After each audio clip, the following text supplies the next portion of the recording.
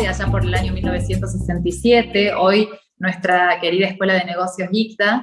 Y bueno, la idea, o en realidad darle las gracias por el conversatorio de hoy, luego que se fue del ICDA, de haber sido director del CEPAD en ese momento, tuvo un gran desarrollo profesional y empresario, junto con, bueno, todo lo que fue un grupo empresarial muy grande que al día de hoy sigue creciendo. Entonces, la idea está tan inspiradora, ¿no? Que un director del CEPAD de ICDA ahora esté, digamos, en el mundo, generando puestos de trabajo, generando riqueza y bienestar en distintos lugares, realmente nos parece algo muy inspirador para nuestros alumnos y para nuestra comunidad. Entonces, ese es el objeto de la charla de hoy, y darte gracias, José, y le doy la palabra a nuestro padre rector, quien muy gustosamente vino a saludar.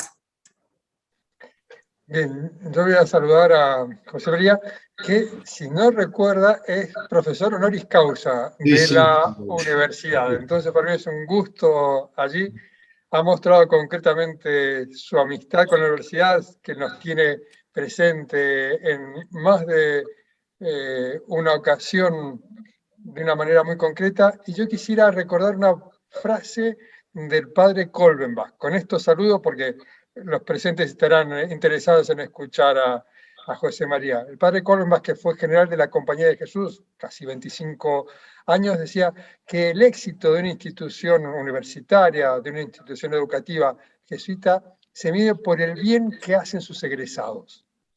Y yo creo que ustedes van a ver, si quieren, no me gusta decir un caso de éxito porque suena demasiado abstracto. Alguien que creo que hace honor a lo que nosotros deseamos que dé la universidad al mundo. Gente que genere oportunidades, que haga bien al conjunto de la sociedad, como es el caso de este grupo empresario. Así que muy bienvenido y gracias por darnos tu tiempo. Bueno, muchísimas gracias. Digamos, es un honor volver a la universidad y al ICDA de esta manera. Tengo un montón de afectos y recuerdos. Con respecto al tema este del general, estoy recordando, sé que yo tengo una trayectoria con la Compañía de Jesús de Argentina de 5 años de colegio secundario, 5 años de universidad en Córdoba, y después 10 años de trabajador. Trabajador en el sentido más estricto de la palabra. De los 20 años esos tengo los recuerdos mejores, así que tengo realmente para la compañía un gran agradecimiento. Y cuando usted comentaba esto del general, me acordé en algún momento, yo no sé en qué etapa, si fue en Santa Fe, que yo ocupaba algún cargo, una cosa así, como estudiante, y era, digamos, bastante joven en relación al medio donde me tenía que desenvolver. Y él me comentó que en una oportunidad a alguien le pasó ese caso y habló con el general de la compañía, y el general le dijo: el tema de la edad es el único defecto que se supera con el tiempo. Hay otros que no se superan más. Entonces, bueno, fue un ánimo, una inyección digamos, de optimismo para seguir trabajando e ir asimilando las cosas que uno tiene que tratar de mejorar. Así que bueno, muchas gracias, padre, por la palabra, y por supuesto mi compromiso no cambia para nada con el ICDA y con la universidad.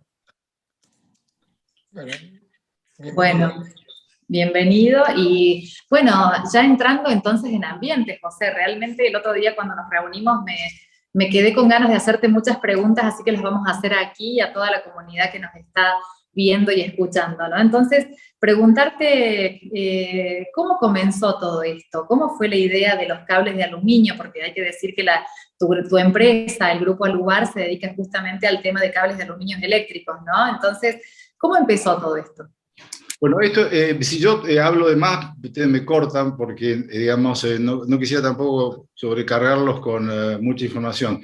Yo a la salida de la universidad yo fui a trabajar con mis hermanos, con mi familia, ese fue el motivo principal de la salida, y en ese momento la empresa era una empresa cordobesa, tenía mucha actividad en la parte de construcciones, y sobre todo de construcciones eléctricas, y en la construcción eléctrica hay dos insumos importantes: los cables eléctricos, generalmente de aluminio, y los postes o las estructuras.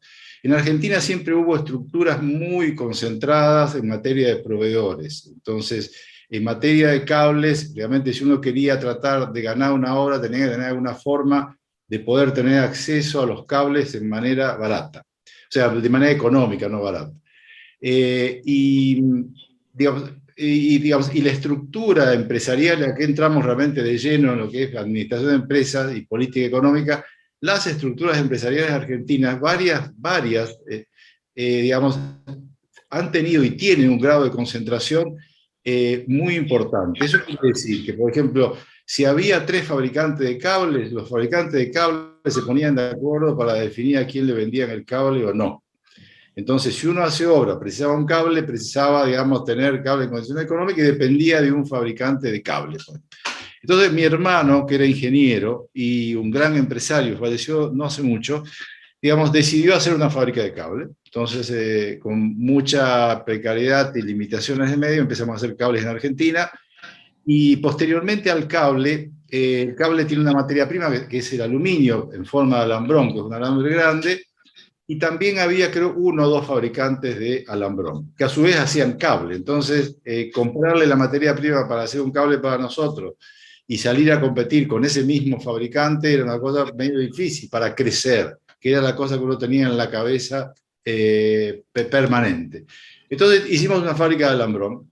Entonces, ahí comprábamos directamente el aluminio en Aluar, que era el único fabricante, y es el único fabricante de aluminio en Argentina, empresa altamente eficiente, tengo que decir, es una referencia al lugar, sobre todo en Latinoamérica, por la tecnología y el grado de competitividad que tiene. Es una de las pocas empresas argentinas en donde, que uno conoce en Brasil, por ejemplo, que es reconocida por su nivel de efectividad. Entonces terminamos poniendo una fábrica en Puerto Madryn para hacer el alambrón y después los cables los hacíamos en Córdoba.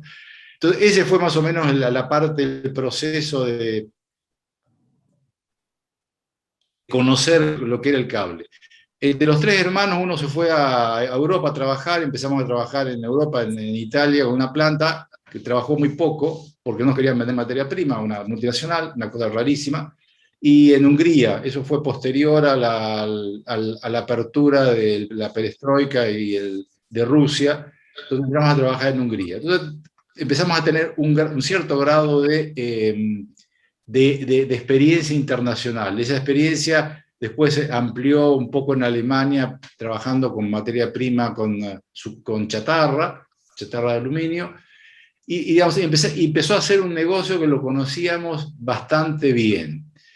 Llegó el año, eso fue más o menos en el 94, 95, o sea, hace 25 años. En ese momento los hermanos, nos faltó la sabiduría para seguir trabajando juntos, porque en definitiva es eso, viendo la distancia, nos faltó esa capacidad, éramos jóvenes, además, digamos, no que ahora sí no somos jóvenes, ¿no? Pero en ese momento éramos muy jóvenes, estábamos en los 40 años, 35, 40, 45, entonces nos faltó, habíamos tenido un desarrollo muy grande y decidimos separar las actividades. Entonces uno de ellos siguió con las actividades en Europa, que eran 2 plantas, teníamos una trading en Suiza de aluminio, el otro, digamos que fue el ingeniero, el gran empresario, siguió en Argentina y estábamos empezando Brasil en ese momento, que era un proyecto que lo seguía yo. Entonces ahí... No, esa es mi pregunta, ¿no? ¿Cómo fueron esos comienzos en Brasil? ¿Cómo surgió el destino Brasil?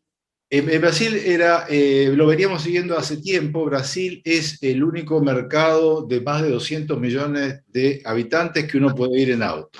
Primer punto. O sea, Brasil tiene 3 puntos, aspectos, digamos, atrayentes o importantes. El primero es el tamaño del mercado. Más de 200 millones que uno puede ir en auto. Porto Alegre queda a 10 horas de auto de Córdoba, más o menos. No ha cambiado, no mejoraron la ruta. Supongo que no ha mejorado, será como era hace 30 años. En 10 horas uno está, en 2 horas de avión uno está en San Pablo, y ese es el tema. El segundo tema que me gustaría charlar un poco porque es muy importante es el tema del financiamiento. En Brasil hay financiamiento para proyectos, Y tercero, hay un ambiente relativamente favorable para los negocios. O sea, no es que sean, digamos, todas flores, pero el brasileño trata de hacer más o menos las cosas. Entonces, un mercado grande con financiamiento y un ambiente para los negocios define una actitud favorable para los negocios. Ahora, ¿por qué Brasil? Porque Brasil hace 25 años era un gran productor de aluminio. En este momento produce la mitad. O sea, ha caído por temas de precios de energía. Entonces, cuando empezamos a hablar del tema de aluminio, había dos grandes fabricantes. Es un fabricante, además de hacer aluminio, hacía cables, que es lo que pensábamos hacer nosotros, o sea que no nos convenía mucho. Y otro fabricante era una empresa muy grande, Vale, que es el mayor fabricante de aluminio, mineral de hierro. Además hacía aluminio. Bueno, después de una gran lucha, porque no les gustan vender, prefieren vender en paquetes grandes, decidieron vendernos aluminio para hacer alambrón y cables, y tenían dos fábricas, una en Río de Janeiro y otra en algún otro lugar que no teníamos idea de dónde era, y apuntábamos a Río de Janeiro y nos dijeron, no, mire, si quiere aluminio tienen que ir a Belén. ¿Dónde queda eso? Allá arriba, en la línea del Ecuador, 50 kilómetros abajo. Bueno, no teníamos idea de lo que era. Y ahí ahí hicimos la fábrica en un medio ambiente muy favorable para nosotros, en el sentido de que Belén es la capital del estado de Pará, es un estado relativamente pobre, muy, muy basado en minerales, mercado extractivista, y con una orientación política muy grande a favorecer la verticalización. O sea, ese estado hace mineral de hierro, pero no hace acero. Hace cobre, pero no hace mineral de cobre, pero no hace cobre. Hace bauxita, que es la materia prima para la lúmina, que es la materia prima para el cable, para el aluminio, pero no hace cable. Entonces caímos nosotros, y la idea de la verticalización o downstream fue muy bien recibida.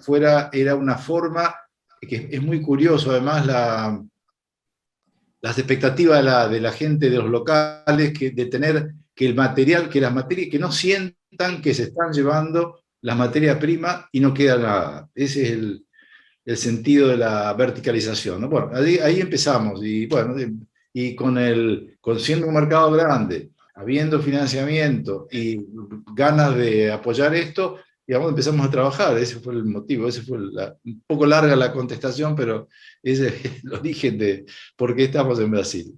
No, pero ahí había una cuestión importante que me decías el otro día también, y era cuando yo te decía, bueno, ¿no? Comparando el clima de negocios, que me decías que era taquicárdico, pero siempre mirando hacia arriba, ¿no? ¿Cómo es la experiencia de hacer negocios allí y crecer allí? Bueno, en sus comienzos Brasil era estaba en proceso de cambio, estaba terminando el gobierno de Fernando Henrique, estaba por entrar Lula, hubo 2 o 3, digamos, devaluaciones muy importantes, hubo un cambio de moneda incluso en el medio, cuando pasó, yo creo que era no me acuerdo, cuando entró el real directamente, y Brasil hizo realmente el gran cambio.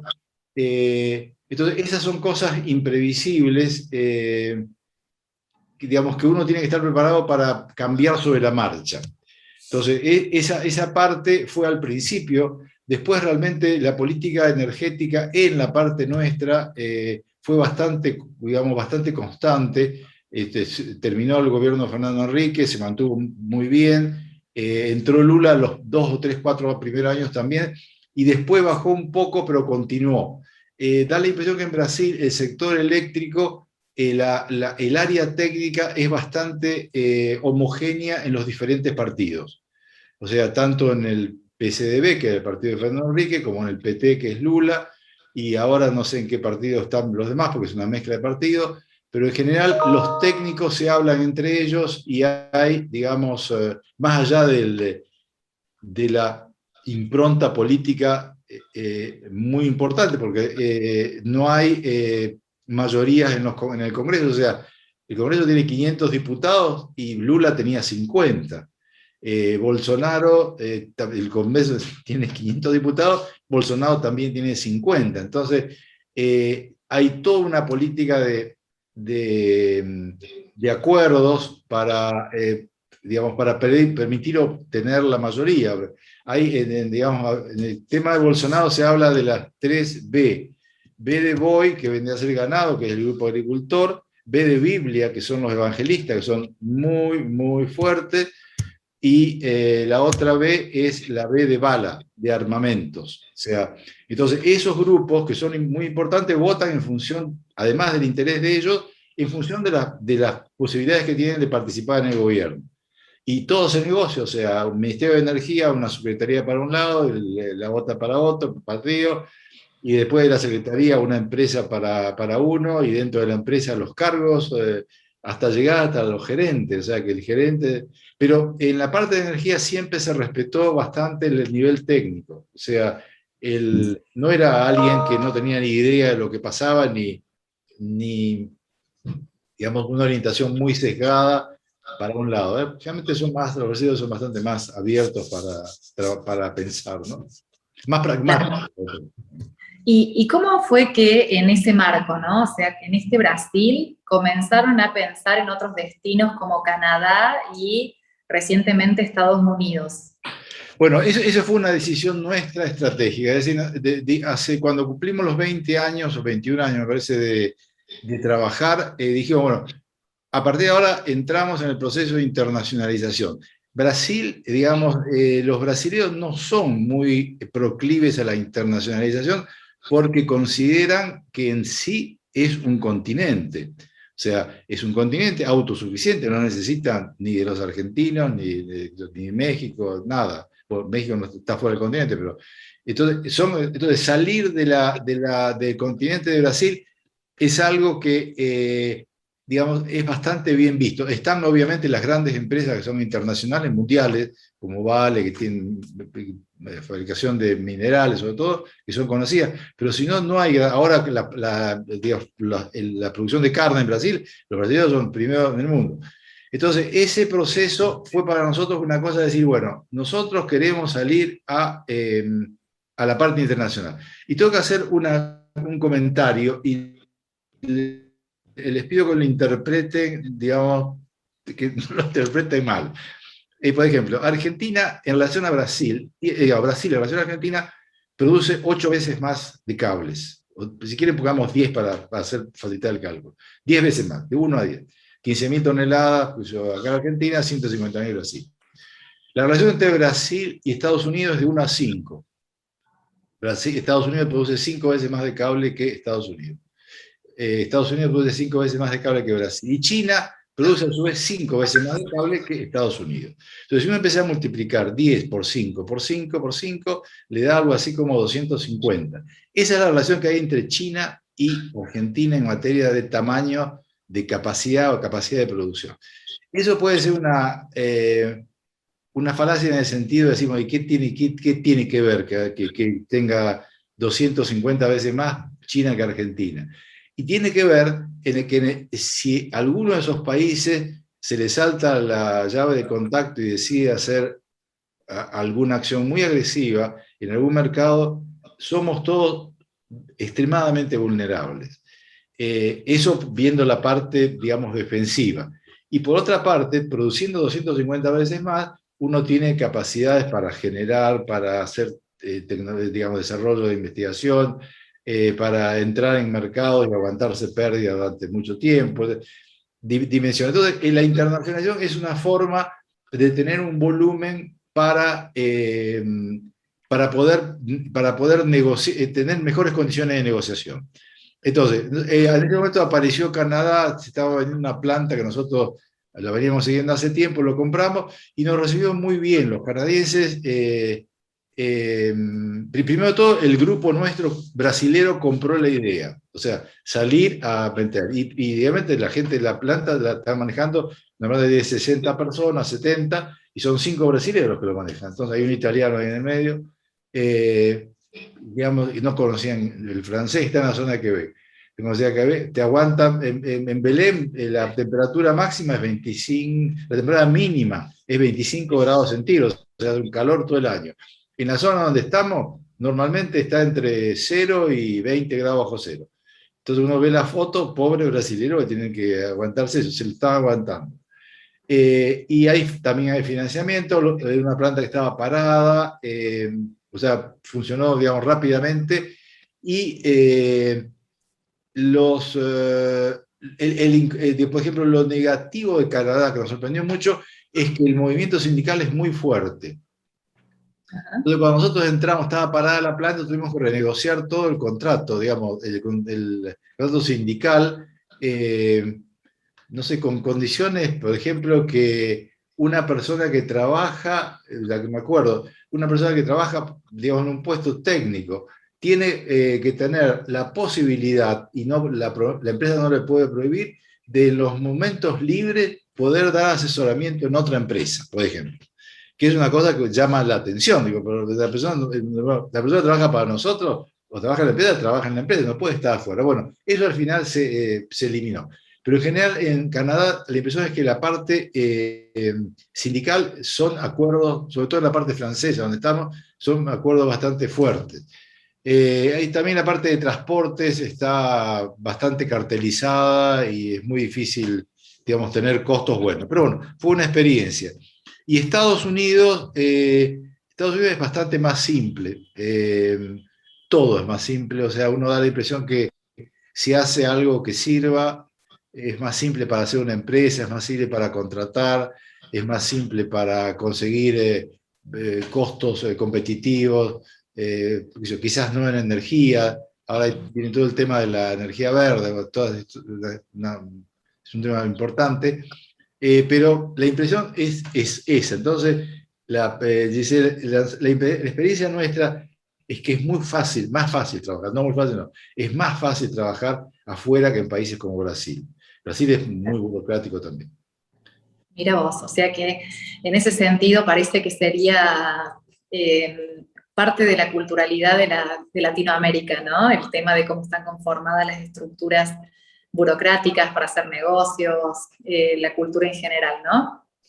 Sí, yo te tengo que decirlo porque soy argentino, vivo en Argentina, mi familia es argentina, mis hijas son argentinas, tengo nietos argentinos y tengo también alguna actividad acá en Argentina. Argentina es complicado trabajar. En general da la sensación es que uno, bueno, yo citaba todavía el padre Gómez. Yo trabajé mucho, mi gran mentor en la Compañía de Jesús, en la Católica, fue el padre Sonet, que era belga. Él decía siempre...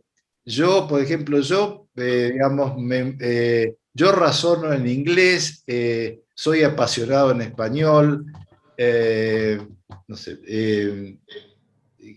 digo, soy cartesiano en francés y reniego en español. Cosa en argentino, decía. Digo, en argentino, que siempre el pobre padre, trabajábamos juntos, se encontraba con cosas que eran incomprensibles, bueno. Creo que tenemos una cultura de, digamos, a veces hacer un poco complicadas las cosas que no deberían ser, las cosas. Pero la gente que trabaja afuera, yo creo que el salir a la internacionalización no es solamente un tamaño de mercado o financiamiento o crecer, es también conocer otras culturas y ver cómo estamos preparados nosotros para esa cultura. Yo creo que los argentinos estamos preparados y de hecho hay empresas que prefieren, por ejemplo, el grupo Techin, que es un grupo muy grande, prefieren, digamos, ciertamente el argentino para trabajar en el exterior. Y yo hablaba no con la gente de Techin, sino con otra gente, por otra empresa, y del tema este, y hay todos temas culturales que son difíciles, digamos, quizás de explicar. Cuando uno le dice, mirá que lo necesito para el lunes, mirá que lo necesito para el lunes, son 5 palabras, no cosas. Eso quiere decir que tenés que tenerlo el lunes. Porque, y el dale, dale, no, dale, no es lo mismo que ale o hurry up. Es otra cosa que dale, hacelo porque lo necesitamos. Bueno, es una pavada esto, estoy minimizando la cultura empresarial.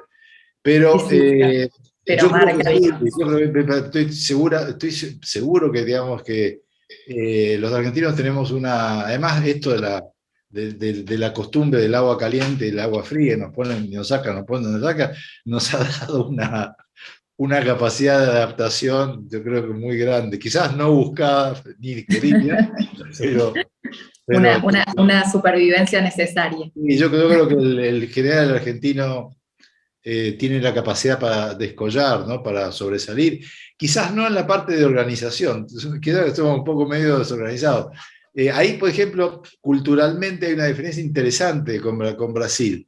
El brasileño tiene más, la cultura portuguesa, una cultura más, digamos, más pragmática. Los brasileños enseñaron a los portugueses, enseñaron a navegar y navegaron. O sea, las dos cosas, no fue una cosa.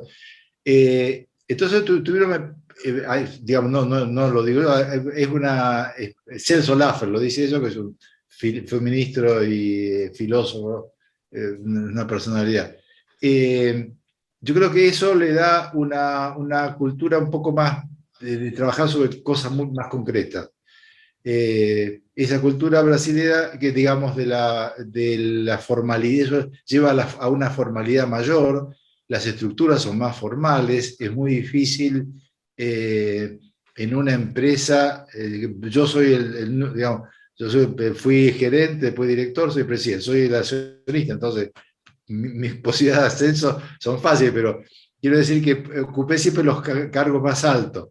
Y me costó mucho entender eso, que yo no podía dar una instrucción a alguien que pase arriba del subordinado mío, que era el director o el gerente. O sea, eso de saltear las líneas de mando, llevado a palabras nuestras, etc., en Brasil es muy mal visto. O sea, también hay un montón de cosas. Y nosotros tenemos, yo creo que ahí los italianos han puesto un poco la cola, yo soy de familia italiana también, para, digamos, para entrar, salir, pasar por arriba, por abajo, ese tipo de estructura. O sea, la parte formal en Brasil son diferentes. Y después hay otro tipo de... Claro. Y ahí, volviendo, José, a tu negocio. ¿Tuvieron posibilidad de abrir otras unidades de negocio en Argentina también? ¿Qué trabas o incompatibilidades encontraste en ese camino? No, en Brasil sí abrimos una planta en el sur, cerca de Porto Alegre.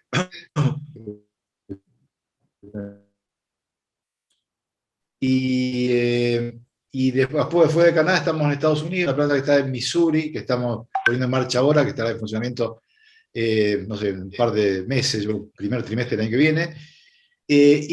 Digamos, desde el punto de vista de empresario, nosotros tenemos en este momento como una estrategia una estrategia que se basa en dos puntos. Uno es el crecimiento y otro es el buen lugar para trabajar. Entonces, el crecimiento significa, para nosotros es muy importante. A veces cuando uno analiza con gente que está en la parte de management, consultores, lo toman al crecimiento como el resultado de algo, que hizo las cosas bien. Para nosotros no es tan así. Nosotros que tenemos que crecer, porque crecer no es, obviamente, no es solo un número. Crecer, nosotros teníamos toda la administración, por ejemplo, en Barcarena, que son 50 kilómetros de Pará. Pará es la capital de Belén, perdón, la capital del estado de Pará. Pasamos ahora toda la parte de administración a San Pablo.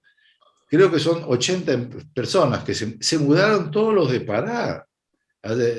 Se mudaron todos los de Pará, que se fueron con la familia, con los chicos, nada, están encantados, están pensar en las alternativas de vida trabajada afuera. Tenemos, digamos, digamos, el tema es la gente que puede hacer las cosas, pero hay mucho interés en moverse, entonces eso es crecer, o sea, eso es crecer, y nosotros, como empresa, nosotros tenemos que dar la posibilidad de que el crecimiento, digamos, exista, o sea, que la persona pueda entrar, en este momento el director industrial, que maneja todo, que maneja Canadá, Estados Unidos, la planta de Belén, la planta de Porto Alegre, entró a trabajar en la empresa como estagiario. Debe de tener, creo, 35 años. Estaba en la universidad, y eso es un tema de política, o sea, trabajemos con las universidades, veamos lo que se puede hacer. Bueno, vinieron 3 o 4, uno no funcionó, 3 están trabajando, uno está a cargo de una planta, otra.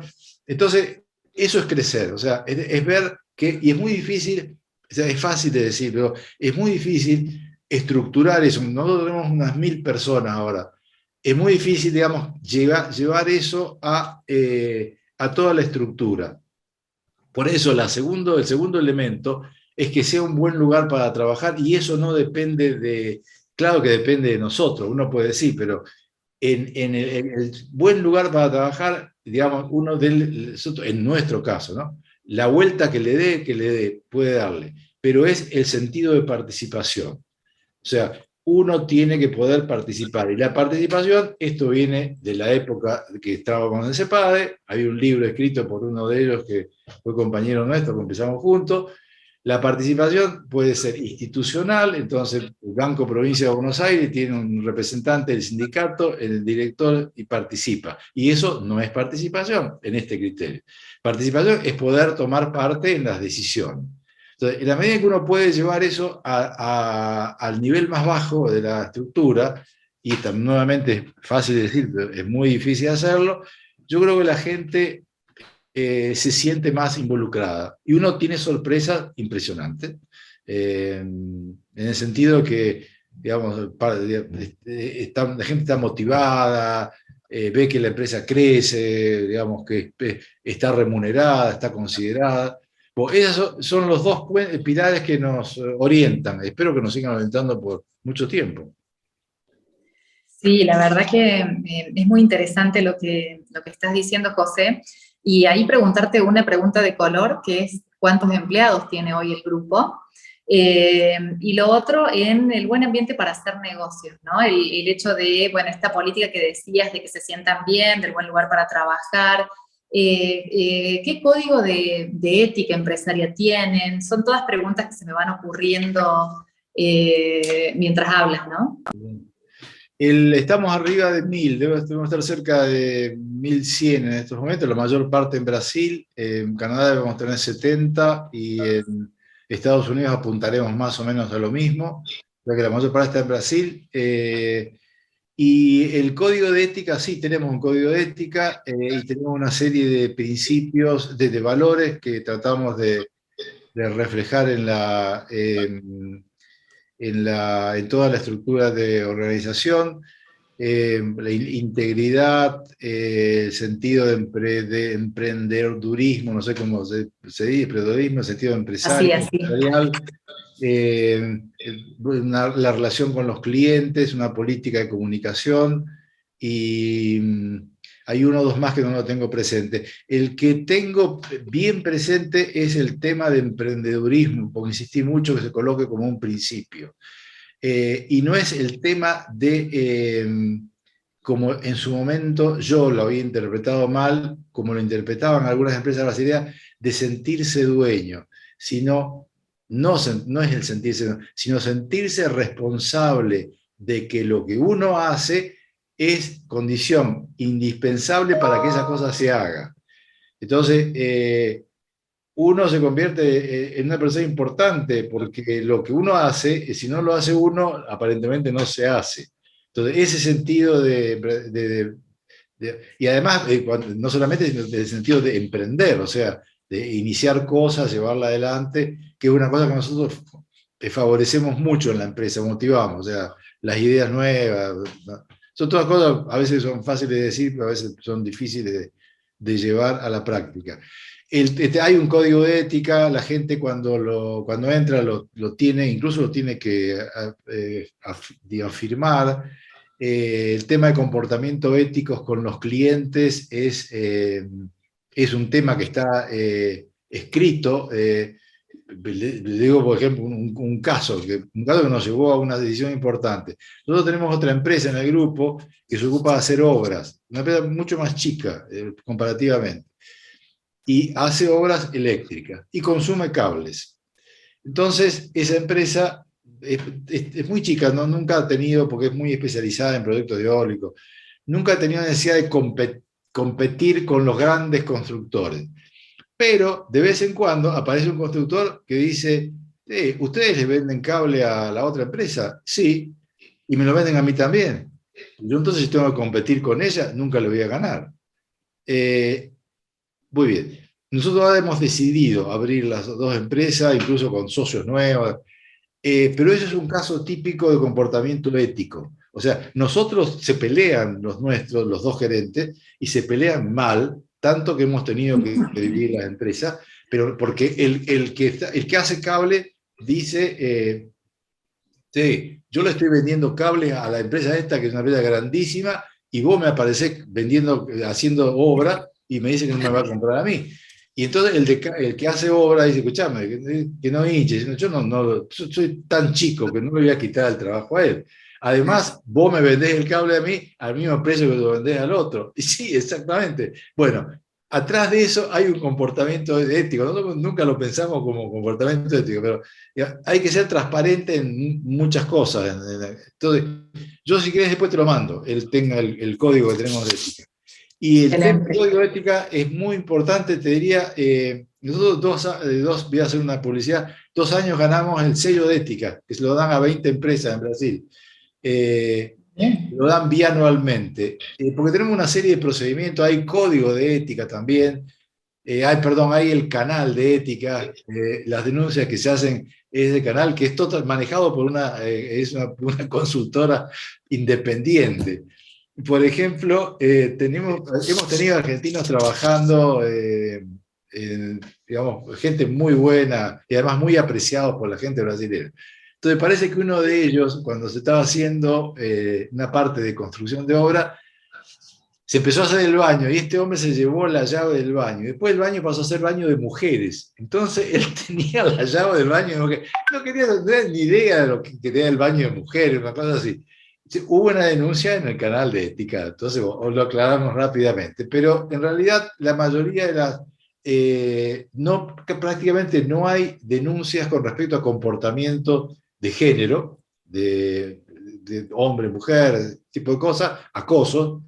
Lo que hay denuncia es de, la palabra no me sale, de conflicto de intereses, que nosotros no tenemos, por ejemplo, que para el restaurante, el que provee el pan es el primo del que está en el otro dentro de la empresa, entonces favorece.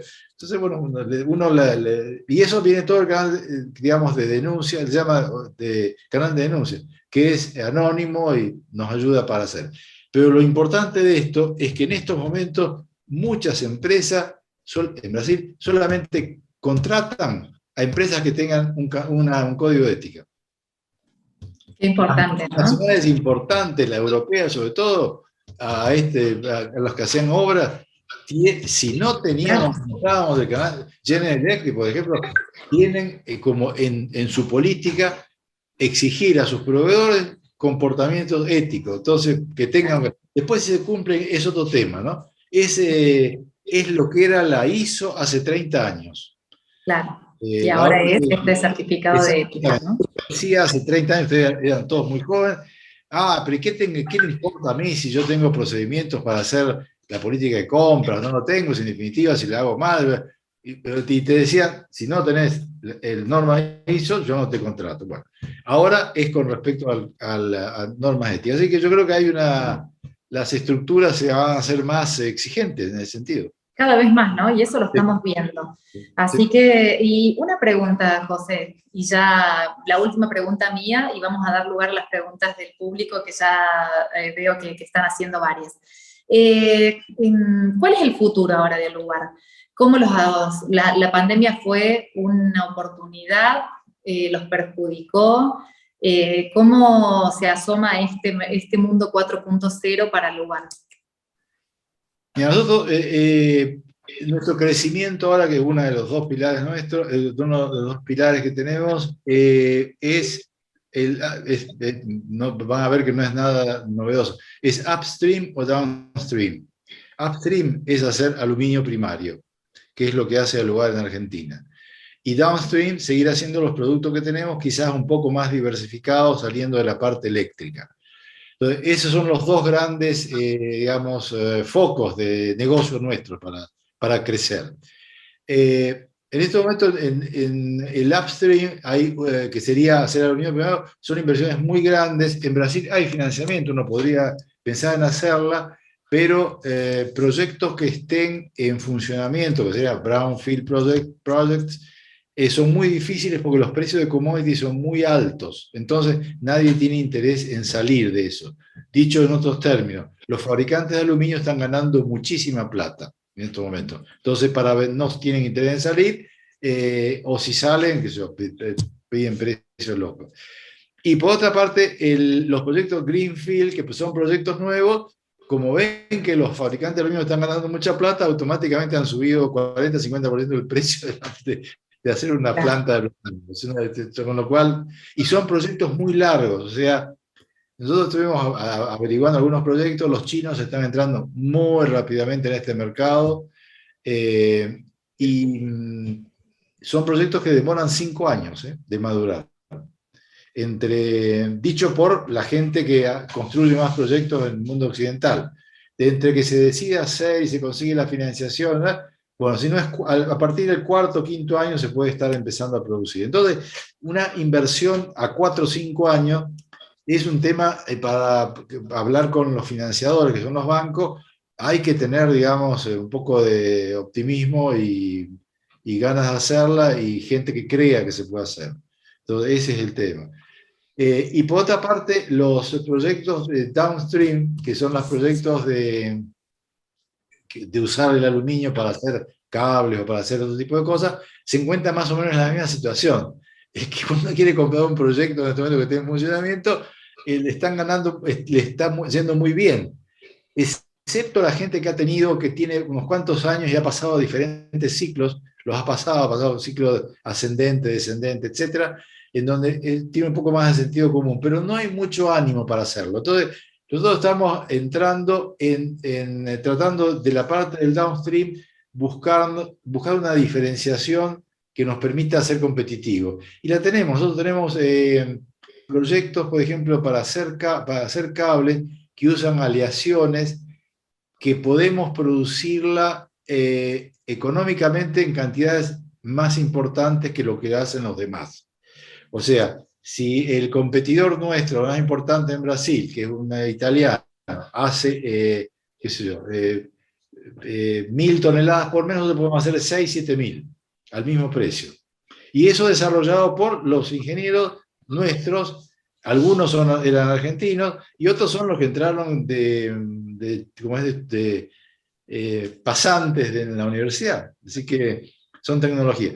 Yo creo que no son tecnologías, digamos, 4.0, pero son tecnologías de proceso que permiten ser más eficientes. Por ejemplo, en Estados Unidos, el plan de Biden de infraestructura significa durante 10 años un aumento del mercado de cable de un 50% anual. Hecho, escrito, con proyectos, dónde va a ser. Entonces, es muy atractivo, o sea, estar en Estados Unidos pensando en que va a haber ese mercado, porque uno dice, bueno, si yo hago más o menos las cosas bien, tengo buena calidad, en condiciones competitivas, voy a poder tener parte de ese mercado. Así que bueno, la verdad que se asoma un lindo futuro. ¿Cuántas empresas tiene, cuántos años tiene ya el Grupo Alugar? 22, 23. Sí. Y todavía, bueno, evidentemente con mucho futuro por delante, ¿no? Allí, bueno, veo que hay varias preguntas. Carlos Javier, no sé si quieres comentar las preguntas que había para Carlos, para José María. Te leo una pregunta del profesor David Martínez, que tiene que ver algo con lo que charlaba recién el profesor Barale. ¿Qué desafíos enfrenta la política de recursos humanos para aprovechar la diversidad cultural que se les presenta en la gestión del personal en un proceso de internacionalización?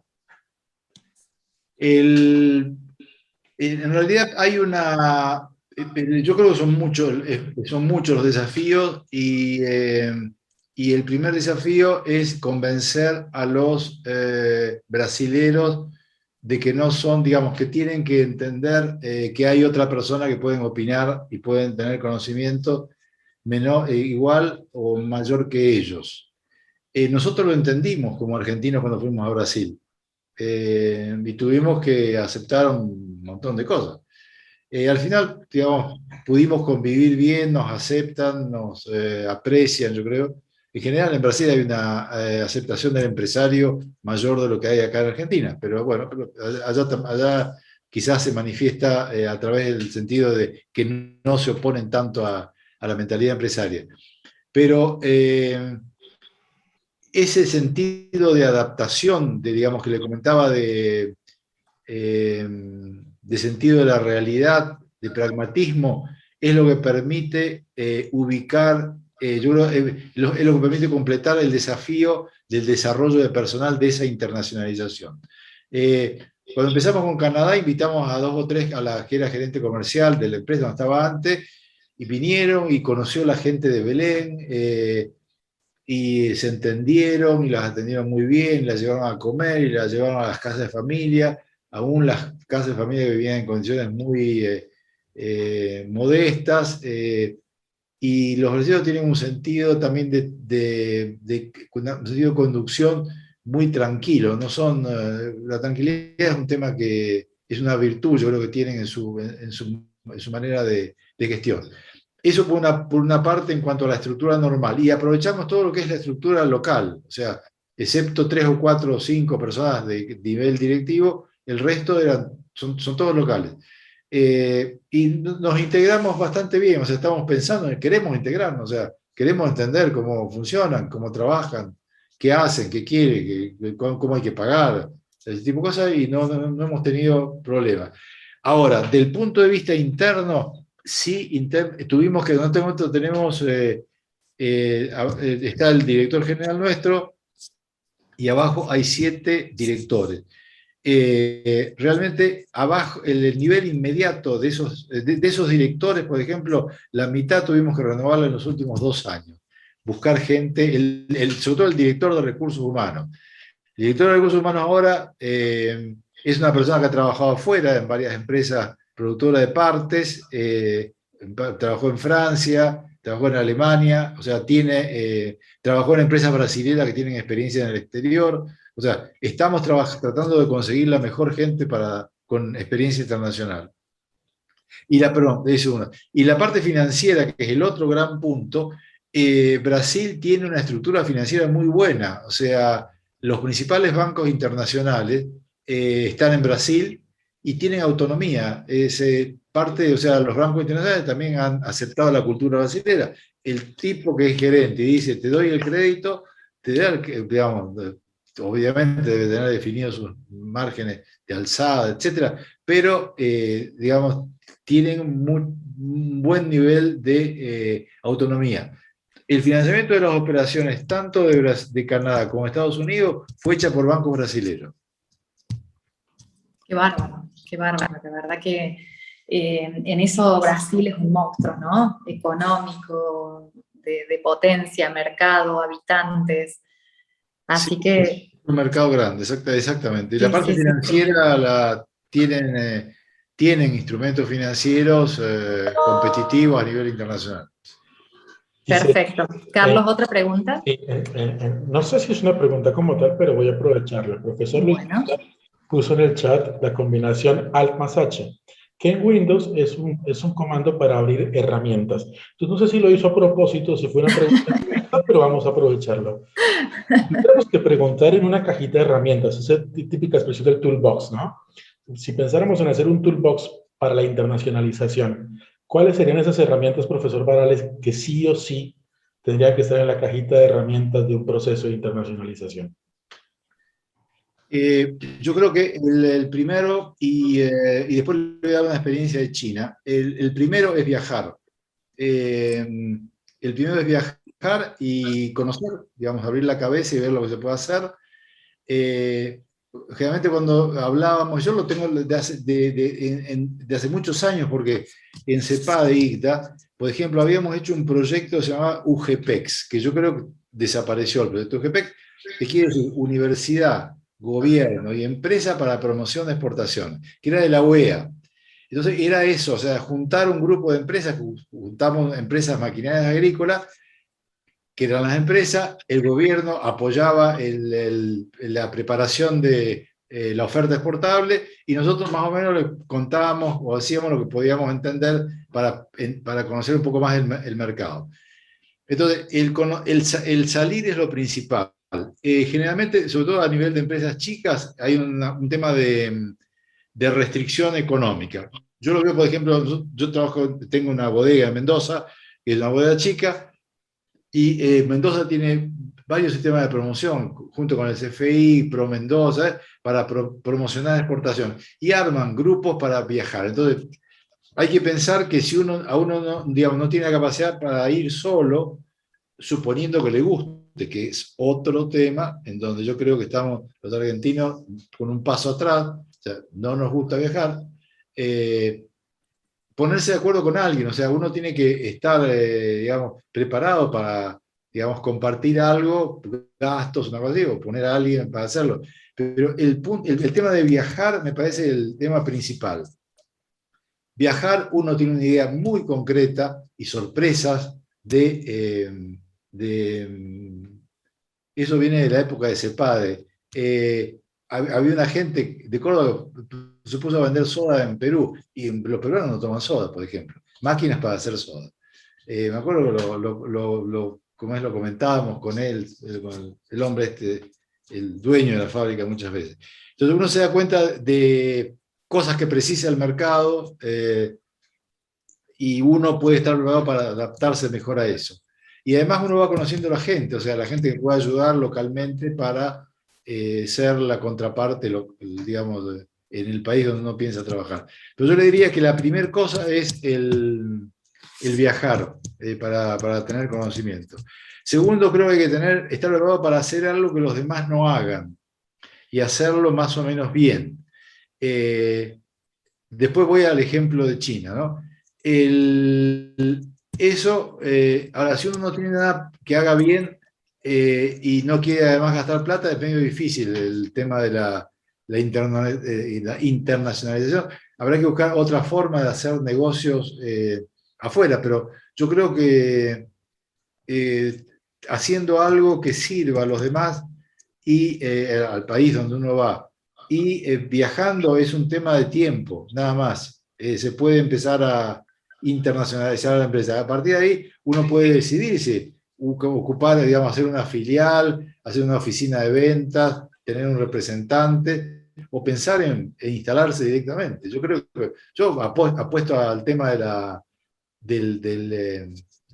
de instalarse físicamente en otros países, ¿no?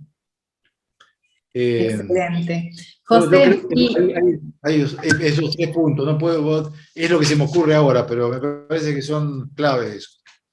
no, la verdad que son buenos consejos y sobre todo para nuestros alumnos. Por eso tenemos alumnos y profesores entre los asistentes. Ahí veo que te está escribiendo también Luis Branda, con mucho afecto.